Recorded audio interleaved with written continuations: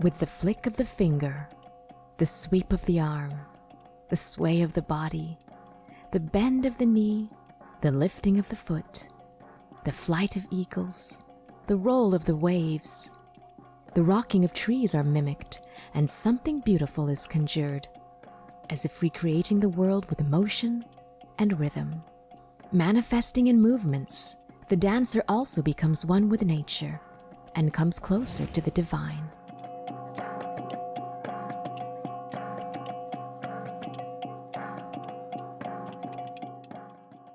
For diverse reasons and occasions, and with many variations, the Sama people of Tawi-Tawi and the maritime Southeast Asia perform their traditional dance, the Igal. It is shared heritage among the Sama and other peoples in the western Mindanao area. It is called Pangalay in Tausug and Pamansak in Yakan. All the names simply mean dance. According to Master Igal dancer Sakinor Ain de la Sas, Igal is a dance of instinct. There are no studied movements, no repetition of gestures, no anticipation. It begins, it ends. The dance itself is an expression of spontaneity, like the surge of the waves, the flight of birds, the caress of the winds. It is a dance of the moment for the moment. At the southernmost part of the Philippines, Tawi-Tawi emerges like a string of broken and rough gems strewn over the vast aquamarine sea. This province, the surrounding areas, and the nurturing sea, traversing geopolitical boundaries, comprise the traditional home range of the Sama people. This is the southernmost province or island of the Philippines. Next to Sulu, ito na po yung Tawi-Tawi. And this is border to Malaysia and Indonesia. Tawi-Tawi, in the entire Philippines, this is the only province that is predominantly Sama. But we have Tausug people here. If you have noticed, if you can roam around the province, we have harmonious relationship between the Muslim and the Christian. Our old people tell us that our ancestors were seafaring people and they moved in a fleet of boats. We are indeed dispersed people, and yet the sea unify us. Anthropologists, by convenience, classify the Sama by their toponyms, no? The places or the islands where they come from. Like for me, I come from Laminusa Island in Siasi, in Sulu. I am a Sama Laminusa. We are identified by the island where we come from. Another way of classifying us is by our habitat. So the Sama are generally classified into four. There are the Sama Talun from the hinterlands, the uplands, sa mga mawud at mga talun, mga wilderness. No? The Sama Dilea are the Sama of the plains. They are agricultural, they can be agricultural, and they tend to occupy the arable lands that are not in the steeps or in the mountains, but in the plains. No? The Sama Dilea. And then the Sama Bihing are the coastal Sama who occupy the coral reefs, and the Sama Dilaut who are the sea-based Sama. Currently, our Sama Dilaut is the only remaining sea-inhabiting indigenous people in Southeast Asia. No? I am Sakinor Ain de la Sas. I was born in Tampakan, Simunul, but I live 75% of my life here in Bungao and presently residing here in Bungao. First of all, Igal to sa bamba niya Muslim dance, it is not a Muslim dance. It is an ethnic, traditional, tribal dance of the Sama. Na bang Sama, bangko Sama, Igal. Bangko Tausug, Pangalay. It's a dance. Although, differences. The Sama of Tabawan, the Sama of Simunul, the Sama of Sapa-Sapa, of Sibutu, niya slight differences, ma-movements. But anyway, it is eagle. Ya basic ma-eagle to is, kamanisan eagle, song paalis to ya instruments, music, song pa smooth movements ng kamay. Compared no mga modern dances, no? Modern dances, you go with the music. Sa ya eagle, you could say against the music. Because the fastest is the music, the slower is the movement.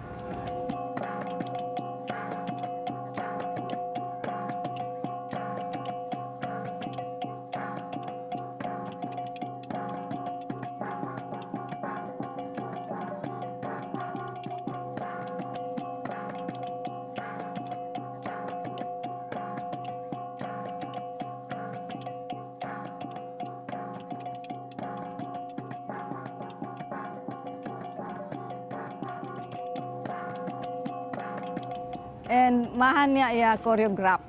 It's not a choreograph movements.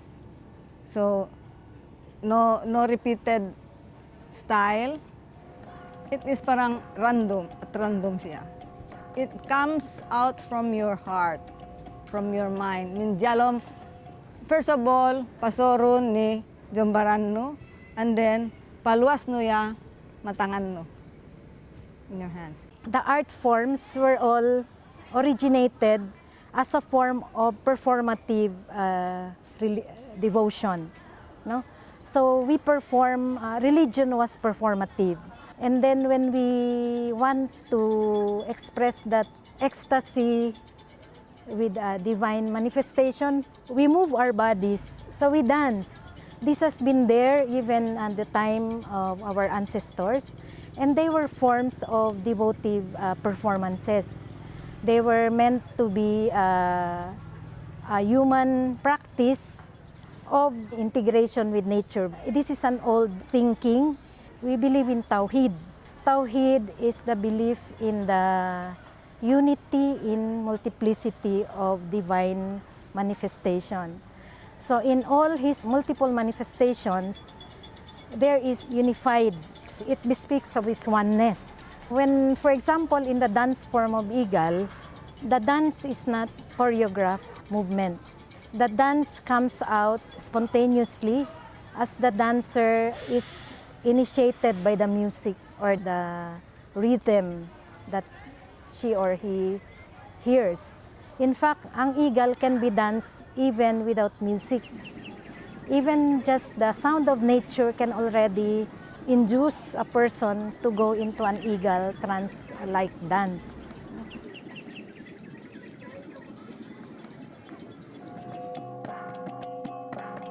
A Tausug Kisa, a traditional narrative song or chanted story, tells about a legendary maiden, Napsa Lagayan, famed for her beauty, and eagle. Her story is widely retold by the Sama. The story is very popular. The first woman dancer yabay takonan ko is Napsa Lagayan. Napsa Lagayan was abducted by the Sultan of Sulu. Accordingly, the Sultan came to Tawitawi. So during visit of the Sultan, yamundo siya to maglami-lami, magpaanda na mag-celebrate. Napsa Lagayan was a good dancer. So, leya ni-invite, leya nga ni Luma. And then, first, mabilahi because bekawin bahao.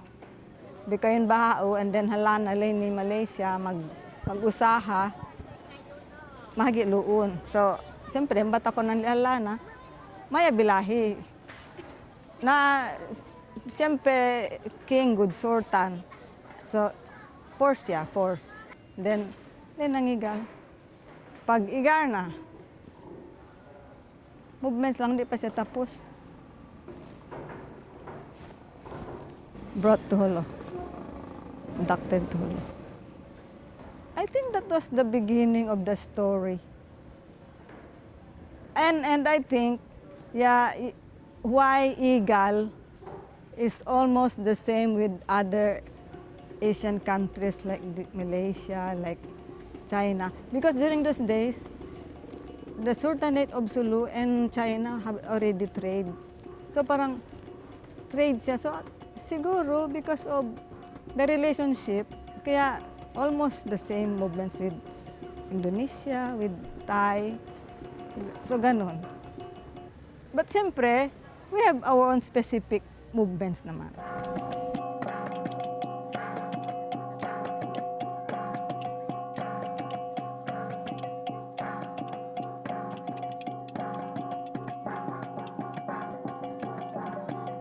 Meron kami iba-ibang klaseng sayaw, pero yan igal din lahat.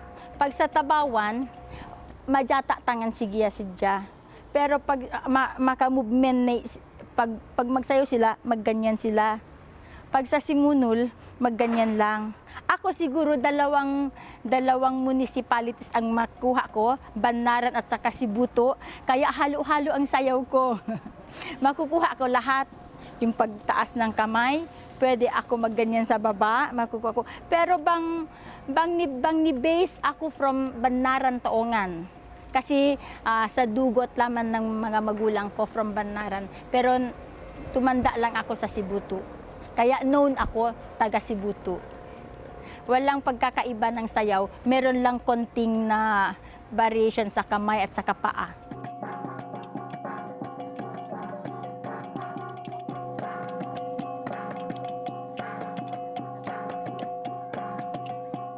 Although imitations, there are basic steps na dapat din niya sabihin ni Bea. For example, makomanjariya movements by bidda movements. Mostly no, for example in Simunul, to the people of Simunul, Igar Simunul, slide. You just want to feel the floor with your feet.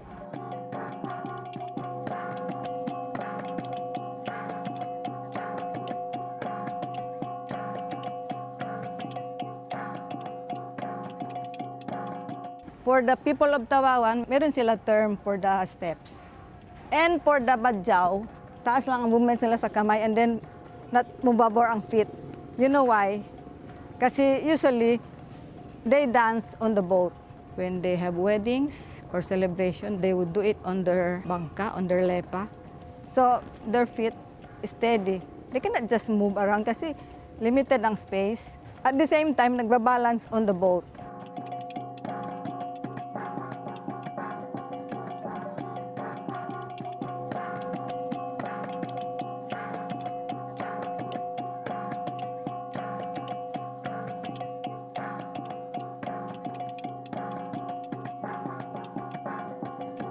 In the Magsalba, the human medium allows the jinn to enter him, so that they can, both of them, can achieve a certain ecstatic state and be able to exact that oneness or yung ma-achieve niya yung divine realm. So sumasayaw siya.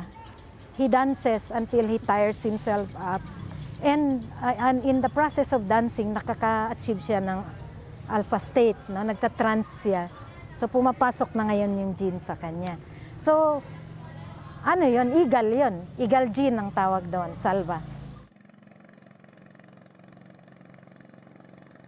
Linggisan is just a variation of the igal. It's a dance imitating the flight of bird, usually the fish eating eagle. During this hour, especially during calm season like this, that's the time where we used to observe the flight of a linggisan.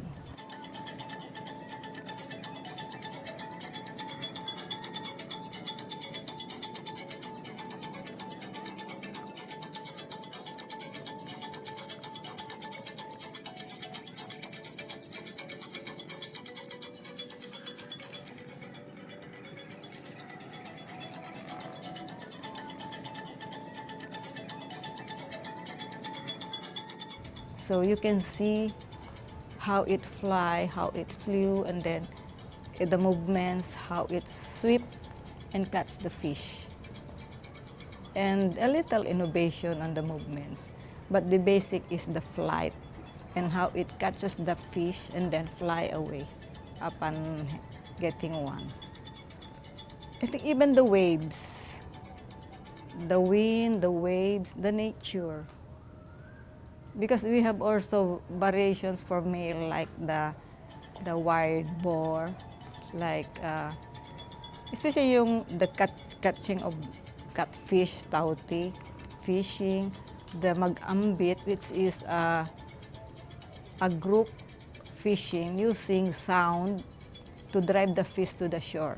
So that's where you see the courtship dance. It goes with the music, pak, pak, and then the male is trying to court the female, but the female don't want to entertain the male, would kick the male.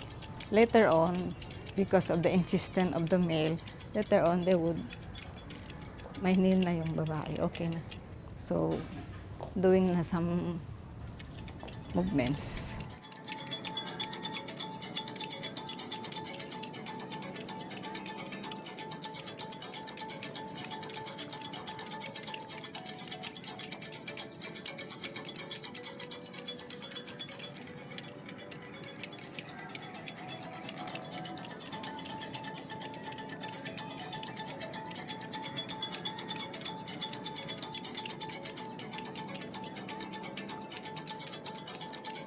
Ang beauty ng eagle is when how the artist can combine movement and non-movement. The duality of that opposition.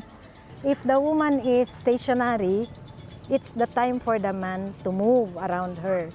If the man is stationary, the woman would also move. So hundong makahibal na. But there is unity in that the connection does not cut. There should always be a connected gaze. If you are in the no movement position, you should always connect with the one moving through the gaze. So you look at the one moving. That's the unity in the multiplicity of eagle. So this is a Tawhid principle in the dance itself.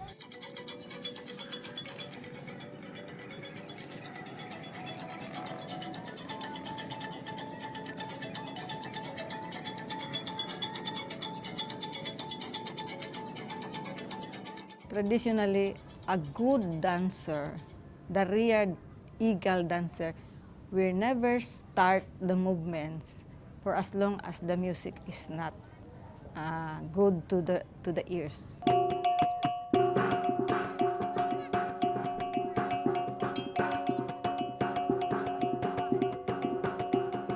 It is also in the music, the dancer would get inspiration. Because sometimes without the music, if you're not a good imaginative dancer, it will affect the movements.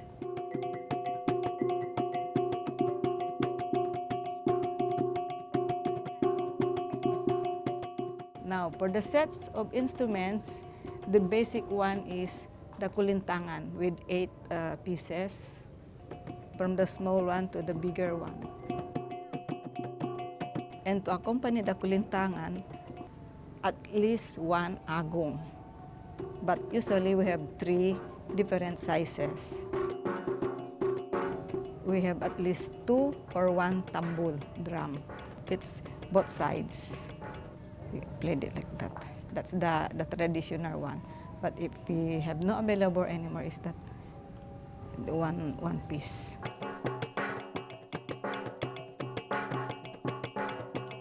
One piece of kulintangan, 1 piece of agong, and 1 piece of tambur can already play a good sound.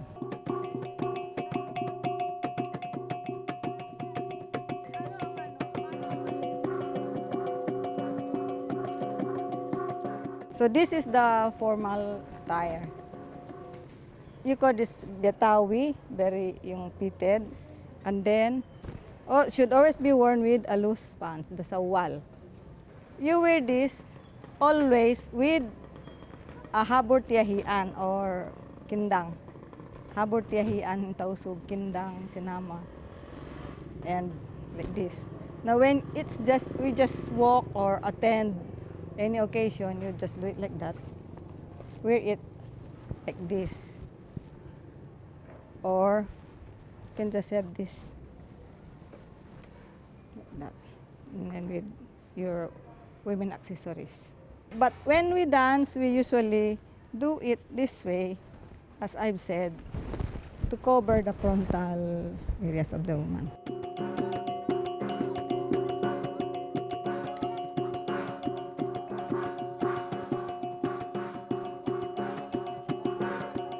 We also have loose blouse, can be worn with a loose pants, and can also be worn with a kindang. It can be like kindang like this or just any cloth that is loose. So the sablay can be formal and casual. For the badjaw variations, actually the badjaw has only 3 colors: the white, the yellow, and the green. And then they wore a headdress. During those days, the headdress was just an ordinary patadjuk, an ordinary cloth. They just wore it like that, purposely to cover them from the heat because they live the sea.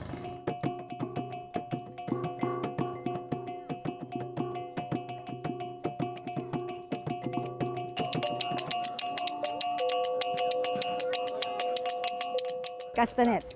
That is another variation of igal. So you use castanets. It's either bamboo or shell. The sound of the castanet should also accompany the instruments, should go with the instruments. It cannot also be contradicting.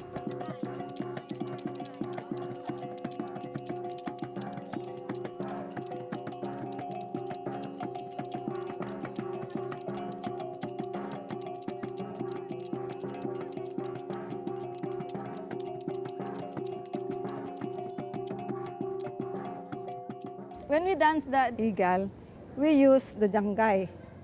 The jangay, this is to lengthen the nails and to give art to the movements. It adds art to the movements.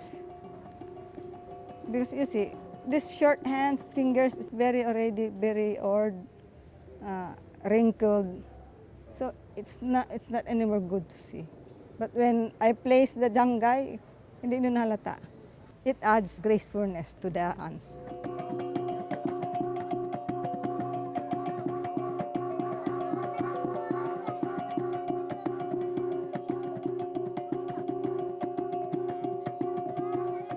This actually, too much movement is taboo for the women.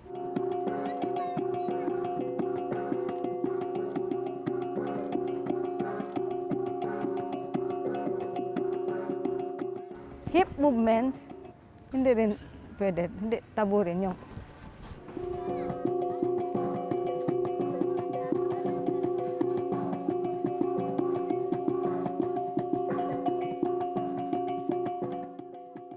There is no stopping of hands, hindi yung nag-stop yan. Continuous. Always moving, moving.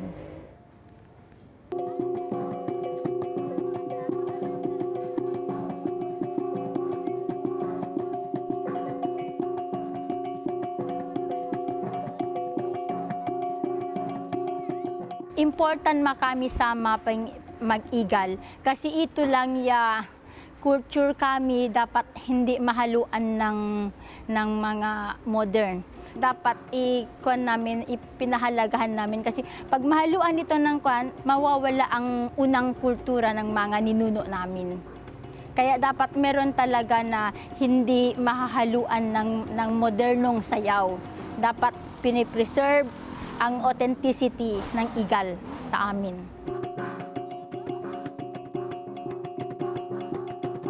The traditional igal has been an important element of cultural identity for the Sama people and has inspired modern creative undertakings.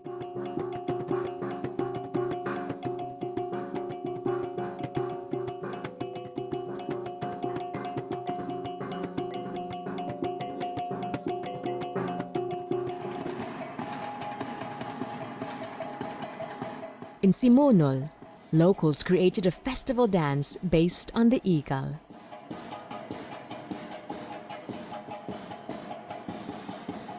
Mapag-igal, mbaniya sa na. Kami mon correct. Ang mali lang, yasa lang mapag-igal, bang pasengkang ko, bang jantang posture no, kami mag-iigal, kami mamanisbaran kami. Kami nganda. Kaya mbako jari nganda ni audience, ni anda nu, kaya nga ni pasod ni jalom ni anda nu tangan nu, bang manis ba iya usik, bang ni patadjusong pingga iya. Yon, mba niya mistake na. Pingga-pingga ka usik, basta siya correct nu mag-move. Kasi bang ko mag-move, magduwa tinaan, magkimbot iya. Dapat igal, hompot, mba iya magkimbot-kimbot. Kasi bati ko dayang-dayang bang kong igal, smooth, maya ako mabaliw, maya ako ma-music, pasod nu ni baran nu, ni anda nu tangan nu, bang manis ka, atawa iyan.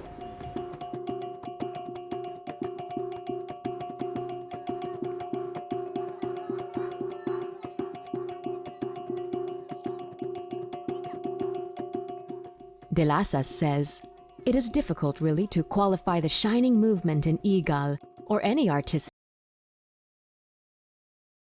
It is always a distinct, unique experience as you begin to let go. Set free yourself and let the fire of imagination take command of the instance.